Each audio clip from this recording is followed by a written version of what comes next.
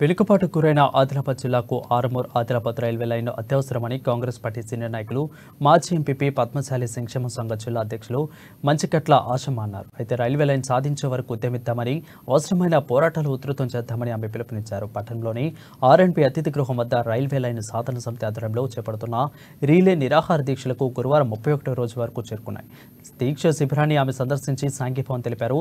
తన సంపూర్ణ మద్దతును ప్రకటించారు. అసలే వెనుకబడిన ఆదిలాబాద్ జిల్లాకు మరింత న్యాయం చేసే విధంగా కేంద్ర ప్రభుత్వం యత్నిస్తుందని, ఇటీవల ప్రవేశపెట్టిన బడ్జెట్లో నిధులు కేటాయించకుండా వివక్ష ప్రదర్శించిందని ఆరోపించారు. తక్షణమే రైల్వే లైన్ మంజూరు చేసి ఏకకాలంలో బడ్జెట్ను కేటాయించాలని, ఆదిలాబాద్ ప్రగతి పాటలు వేయాలని కోరారు. లేని పక్షంలో అన్ని వర్గాల ప్రజల మద్దతును కూడగట్టుకుని ఆందోళన తీవ్రతరం చేస్తామని హెచ్చరించారు. అధ్యక్ష కార్యదర్శులకు, సమితి సభ్యులందరికీ మరి సాధన సమితి కోసం మరి రైల్వే వేయాలని చెప్పి పట్టుదలతో ఈ దీక్షను ఏర్పాటు చేయడం జరిగింది. ఈ దీక్ష శిబిరము 31 రోజుకు చేరుకోవడం జరిగింది. మరి అందరికీ కూడా ఆదిలాబాదు